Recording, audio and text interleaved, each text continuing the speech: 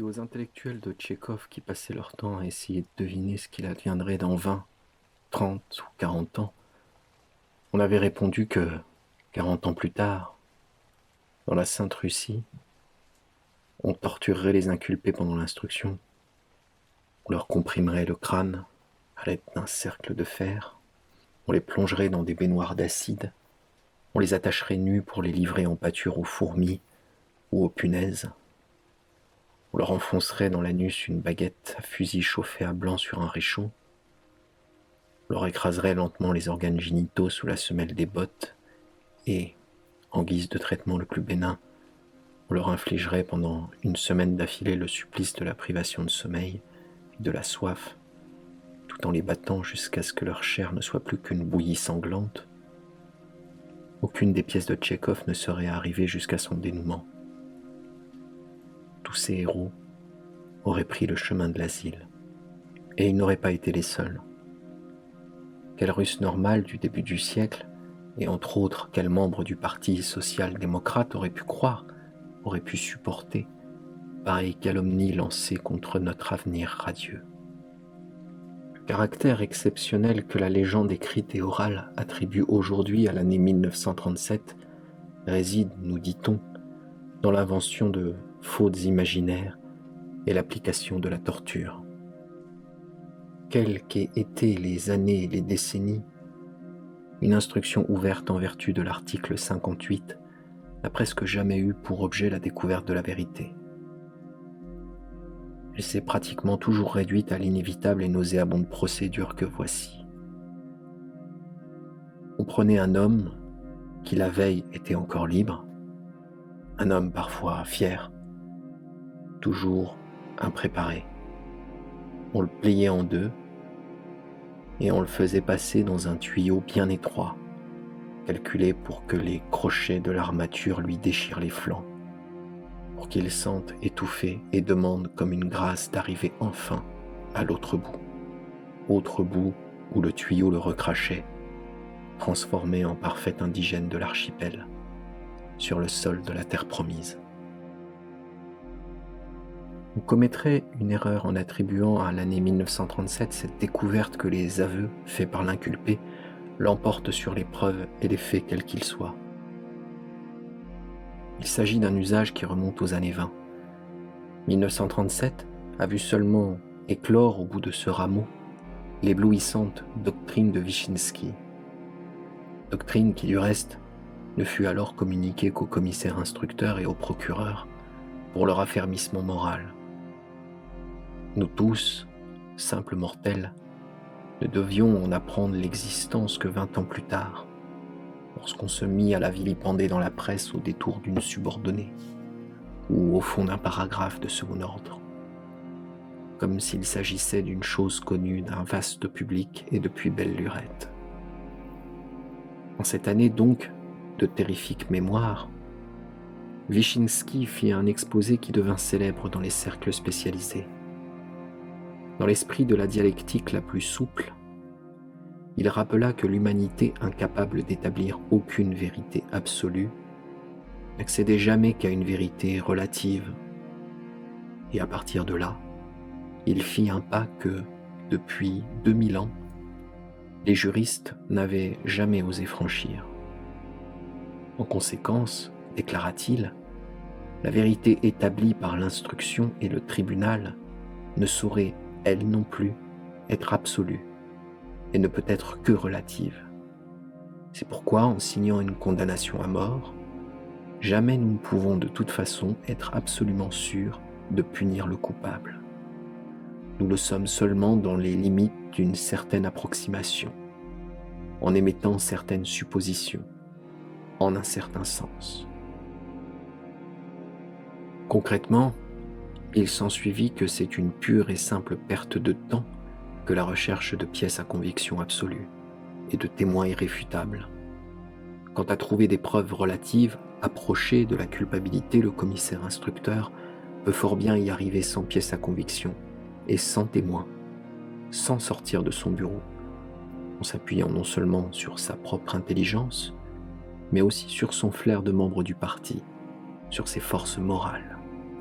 Le naïf Moyen-Âge recourait, pour arracher les aveux voulus, à des procédés dramatiques et spectaculaires. Le chevalet, la roue, le grill, le hérisson, le pal.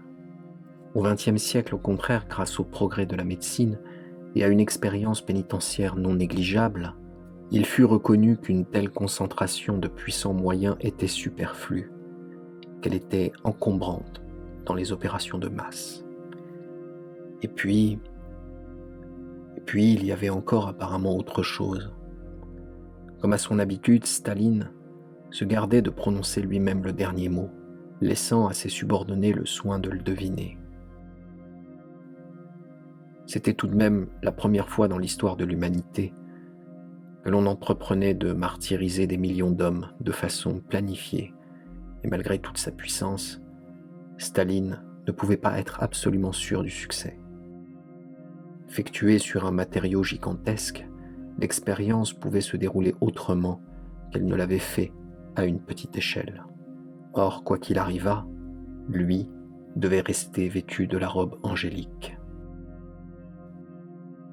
Nous allons essayer d'énumérer quelques-uns des procédés les plus simples qui brisent la volonté et la personnalité du prisonnier. Commençons par les méthodes psychologiques. Pour les simples lapereaux qui ne se sont jamais préparés aux souffrances de la prison, ce sont des méthodes d'une puissance formidable, destructrice même. 1. Prenons d'abord la nuit elle-même. Pourquoi est-ce la nuit que s'effectue l'essentiel du broyage des âmes ? Pourquoi, dès leurs premières années d'existence, les organes ont-ils choisi d'opérer de nuit ? Parce que la nuit, arraché au sommeil, le prisonnier ne peut avoir autant d'équilibre et de lucidité que pendant le jour. Il est plus malléable. 2. La persuasion sur le ton de la franchise. C'est la chose la plus simple. À quoi bon jouer au chat et à la souris ?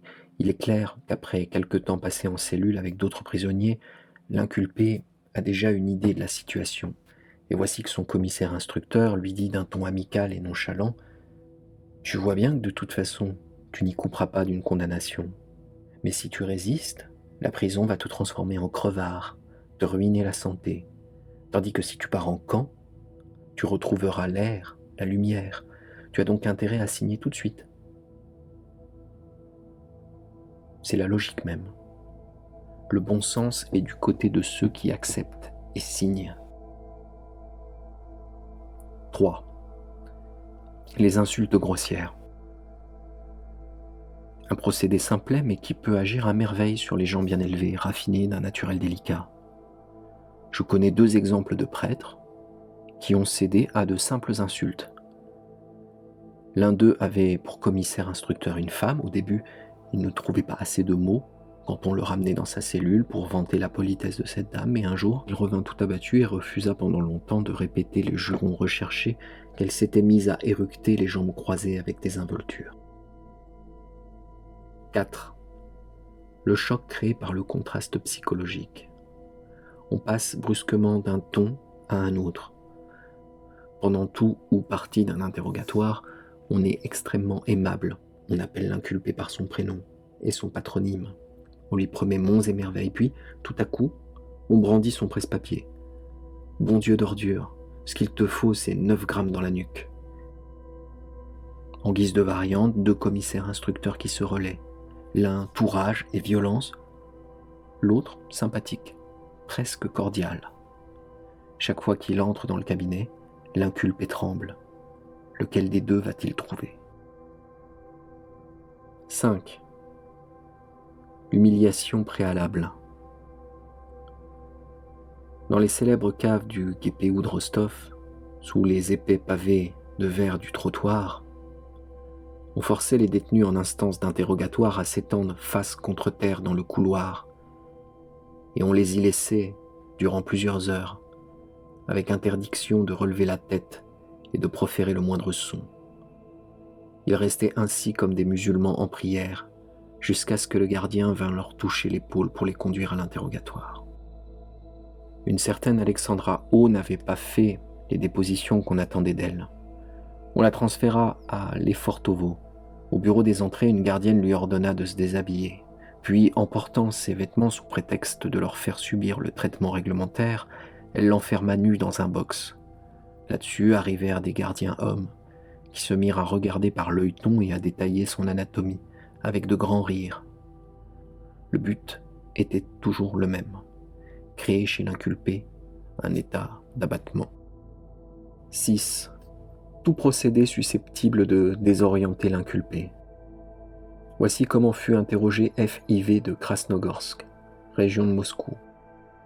Au cours des interrogatoires, sa commissaire instructrice se déshabillait devant lui en plusieurs temps, mais sans cesser de le questionner, comme si de rien n'était, arpentant la pièce, s'approchant de lui et cherchant à le faire céder dans ses dépositions. L'inculpé aurait la raison troublée et finirait par signer. 7. L'intimidation. C'est la méthode la plus facile à appliquer, et elle est très variée. Elle s'accompagne souvent de promesses alléchantes et bien entendu mensongères. C'est de moi que dépend le choix du camp où tu vas être envoyé. Il y a camp et camp. À présent, nous avons aussi des camps bagnes.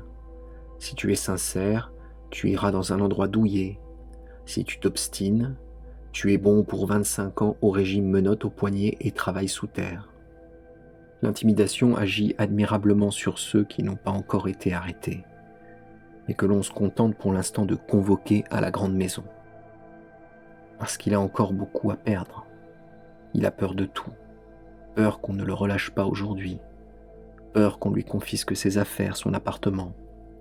Pour éviter ces dangers, lui est prêt à bien des dépositions, à bien des concessions. Mais ici, nous voyons déjà intervenir un autre procédé, qui va être constamment employé par les commissaires instructeurs, et qui est 8. Le mensonge. Les pauvres agneaux que nous sommes n'ont pas le droit de mentir, mais le commissaire instructeur, lui, ment tout le temps, sans qu'aucun de ses articles ne s'applique à lui. Et nous avons trop perdu le sens des choses pour songer même à lui demander quelle peine il encourt. Il peut nous fourrer sous le nez autant de procès-verbaux qu'il veut, portant les signatures contrefaites de nos proches et amis. Ce n'est rien de plus qu'un procédé d'instruction plein d'élégance. L'intimidation, alliée aux promesses alléchantes et aux mensonges, est le principal moyen de pression sur les parents de l'inculpé convoqué pour témoigner. Si vous ne déposez pas dans ce sens-là, vous allez aggraver son cas, le perdre définitivement. Ce n'est qu'en signant ce papier que vous pouvez le sauver. 9. La méthode qui consiste à jouer sur l'attachement d'un homme pour ses proches. Cette méthode agit également très bien sur l'inculpé. Elle est même la plus efficace des mesures d'intimidation. Grâce à elle, on peut briser un homme, par ailleurs intrépide. Vous vous rappelez ce Tatar qui avait tout supporté, ses propres tourments et ceux de sa femme, mais n'a pu résister à ceux qu'on faisait subir à sa fille. En 1930, la commissaire instructrice Rimalis proférait cette menace. Nous allons arrêter votre fille et la mettre dans une cellule de syphilitique. En vérité, on menace de jeter en prison tous ceux qui vous sont chers. Parfois, cela se fait avec accompagnement sonore. Ta femme est déjà en prison, mais son sort dépend de ta franchise. Tiens, on est justement en train de l'interroger dans la pièce voisine, écoute. Et en effet, de l'autre côté du mur, on entend des pleurs et des cris de femmes. Ou bien encore, on vous fait lire une lettre, qui semble en effet écrite de sa main. Je te renie. Après toutes les horreurs que l'on m'a racontées à ton sujet, je n'ai plus besoin de toi. De même que, dans la nature, aucune classification n'a de cloison rigide, de même nous sommes ici dans l'impossibilité de séparer nettement les méthodes psychologiques des méthodes physiques.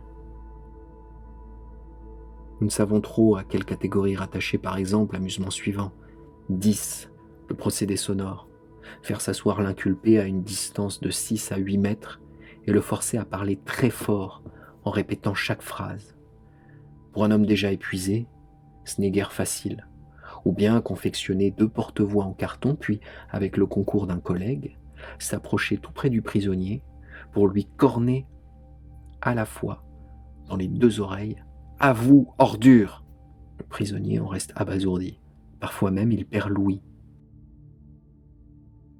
11. les chatouille. On ligote le prisonnier ou on lui fait tenir les bras et les jambes tandis qu'on lui chatouille l'intérieur du nez avec une plume. Le malheureux se convulse. Il a l'impression qu'on lui vrille le cerveau. 12. Éteindre une cigarette sur la peau de l'inculpé. 13. Le procédé lumineux. La lumière électrique crue, 24 heures sur 24 dans la cellule ou le box où vous êtes enfermé, avec une ampoule d'une puissance démesurée pour un local aussi exigu et aux murs peints en blanc.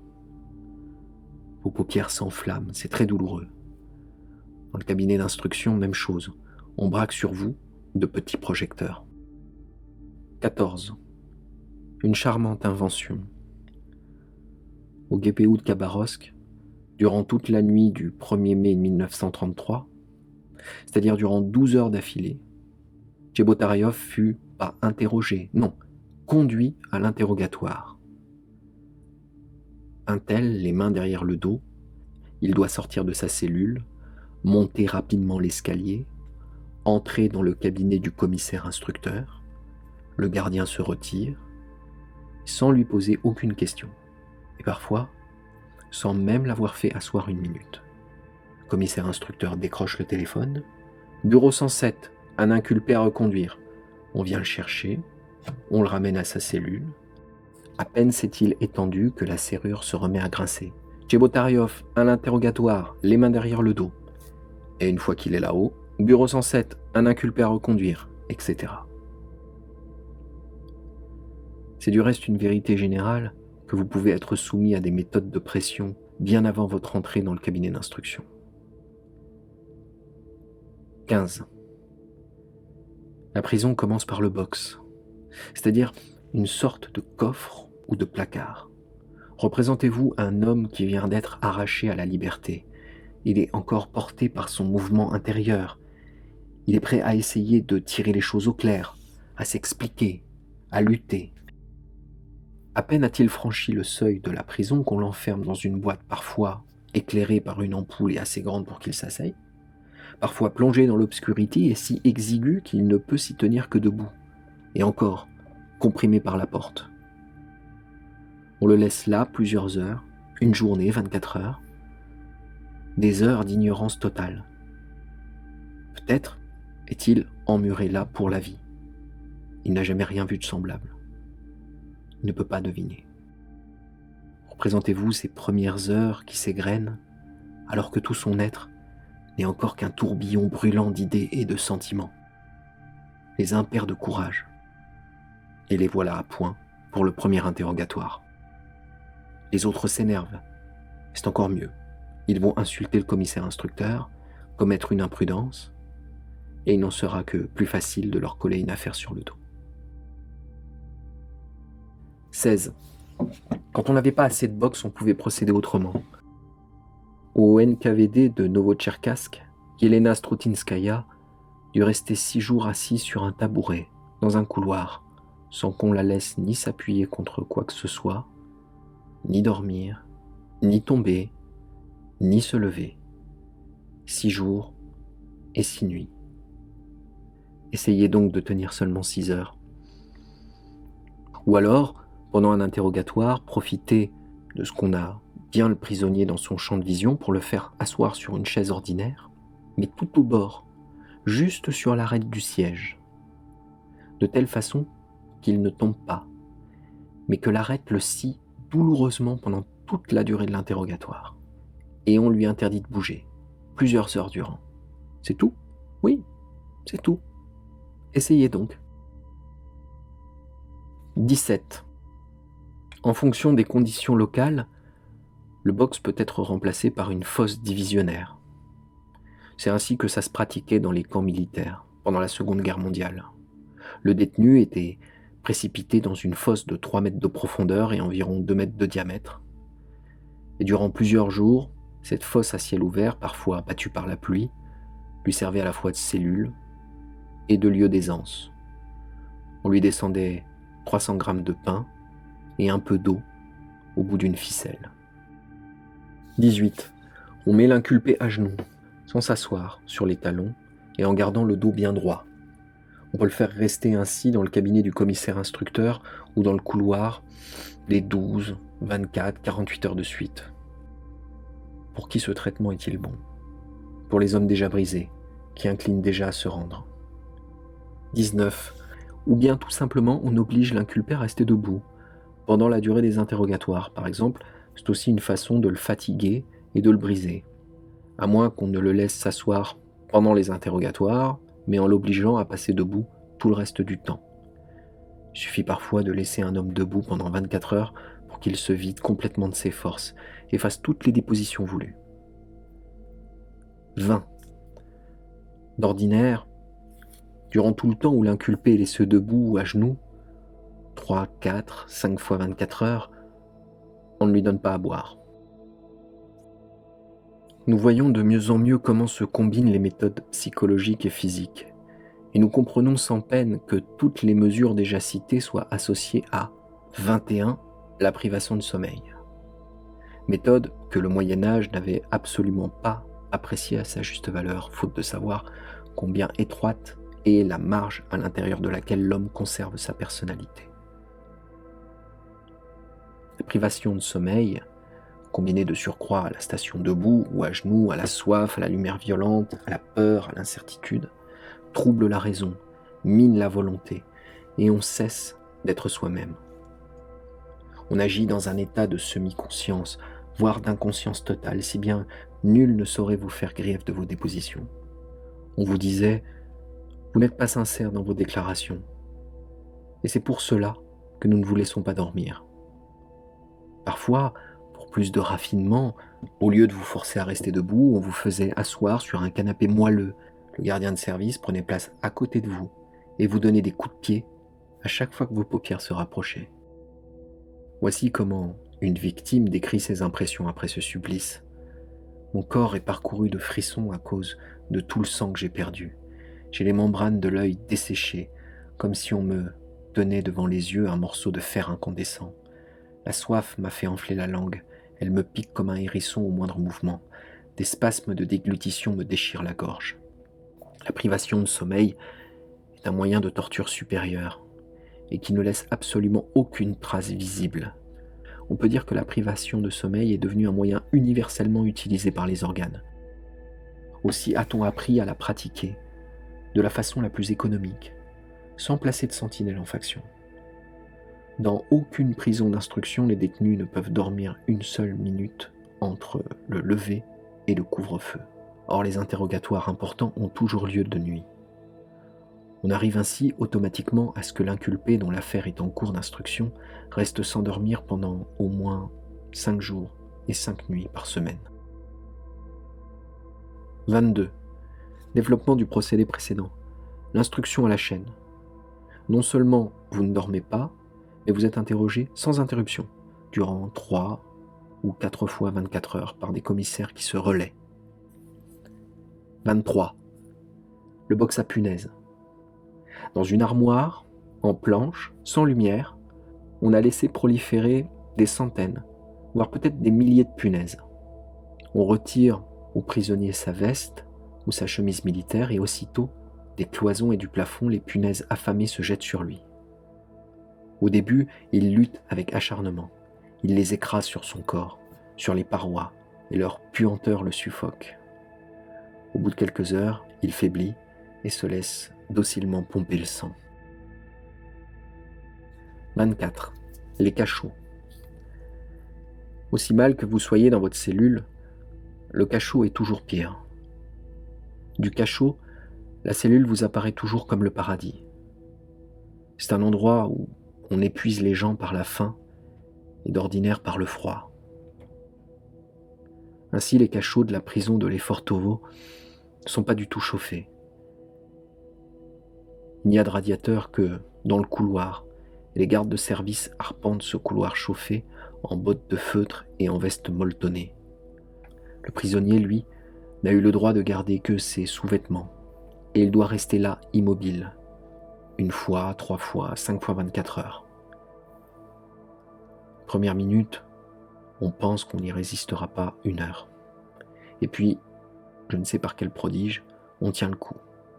on vient à bout de ces 5 jours, bien qu'en contractant peut-être une maladie pour le restant de sa vie. 25. Faut-il aussi considérer comme une variante du cachot le procédé consistant à enfermer le prisonnier debout dans une niche?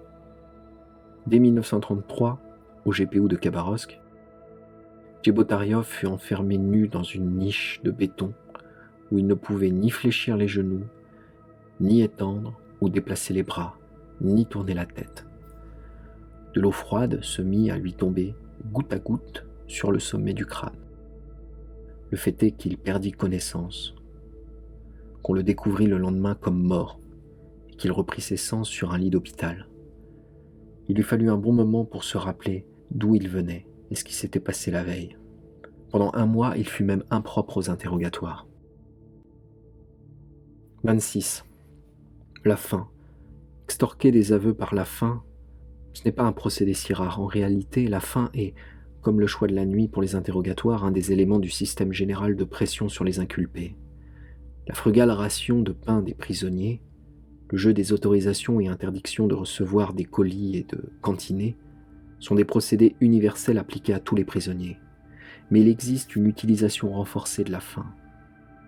Toulpenyov, par exemple, resta pendant 1 mois au régime des 100 grammes par jour, et quand le commissaire instructeur Sokol le faisait sortir de sa fosse, il plaçait devant lui une gamelle de bortsch marbré et un demi-pain blanc coupé en biais. Mais pas une seule fois le commissaire ne le laissa manger. Comme tout cela est vieux, la seule nouveauté, c'est que ce soit appliqué dans une société socialiste. D'autres personnes encore disent avoir subi des procédés analogues, cela revient souvent. Mais nous allons de nouveau rapporter une jolie aventure survenue à Chebotaryov. Parce qu'elle représente un très joli effet combiné. On le garda enfermé pendant 72 heures dans le cabinet d'instruction avec seulement la permission d'aller aux toilettes. À part ça, défense de manger, défense de boire, défense de dormir. Dans le cabinet se trouvaient en permanence 3 commissaires instructeurs qui faisaient les 3-8. L'un écrivait sans s'arrêter, le deuxième dormait sur le canapé, le troisième marchait de long en large, et dès que Chebotaryov s'endormait, il le battait. Ensuite, il permutait. Et voilà que soudain, on apporte à Chebotaryov un repas complet. Bortsch à l'ukrainienne bien gras, côtelettes garnies de pommes de terre sautées, vin rouge dans une carafe de cristal. Mais n'ayant toute sa vie éprouvé que dégoût pour l'alcool, Chebotaryov ne toucha pas au vin, malgré l'insistance du commissaire instructeur. Après le repas, on lui dit « Et maintenant, tu vas signer les déclarations que tu as faites en présence de 2 témoins. » C'est-à-dire le texte rédigé en silence par l'un des commissaires, tandis que le second dormait et que le troisième marchait. Dès la première page, Chebotaryov constata qu'il était copain comme cochon avec tous les généraux japonais en vue et qu'il avait reçu de tous une mission d'espionnage. Il commença à barrer les feuilles, l'une après l'autre. Alors, on le passa à tabac et on le renvoya. Mais un autre employé du chemin de fer de l'Est chinois, Blaguinin, arrêté en même temps que lui et soumis aux mêmes épreuves, but le vin et signa dans un état d'agréable ébriété. Il fut fusillé. Pensez à l'effet d'un seul verre de vin sur un homme qui n'a pas mangé depuis 3 jours. Et on leur offrait une carafe. 27. Les coups qui ne laissent pas de traces. On vous tape dessus avec une matraque en caoutchouc, avec des maillets, avec des sacs de sable. Tout coup reçu sur un os fait très mal. Par exemple, quand le commissaire instructeur vous envoie sa botte dans le tibia, là où l'os est à fleur de peau. Voici encore une méthode. On prend les mains de l'inculpé, dans un appareil qui maintient les paumes posées à plat sur une table, et on lui tape sur les articulations avec l'arête d'une règle. Il y a de quoi hurler. Comme chacun sait, un coup de poing dans le plexus solaire coupe la respiration sans laisser la moindre trace. Après la guerre, le colonel Sidorov, à la prison de Lefortovo, faisait claquer à toute volée une chaussure de caoutchouc sur les attributs masculins des détenus. Cette douleur n'a pas sa pareille et en général, on perd connaissance. 28. Au NKVD de Novorossiysk furent inventés de petits appareils pour écraser les ongles. On put ensuite voir dans les prisons de transit de nombreux prisonniers venant de Novorossisk qui avaient perdu leurs oncles. 29. La camisole de force. 30. La fracture de la colonne vertébrale. 31. Le mort aux dents. C'est une méthode de la Soukhanovka. On prend une longue et étroite serviette de bain en toile rêche, on vous applique le milieu sur la bouche, puis on croise les deux bouts derrière votre dos et on les attache à vos talons. Et vous restez ainsi 48 petites heures, sans boire ni manger, posé sur le ventre, dos arqué et vertèbres craquantes. Faut-il continuer cette énumération ? Peut-on encore la continuer ? Nous ne sommes pas capables d'inventer des hommes oisifs, repus, insensibles. Mes amis, ne condamnez pas ceux qui dans cette situation se sont montrés faibles et ont signé ce qu'ils n'auraient pas dû.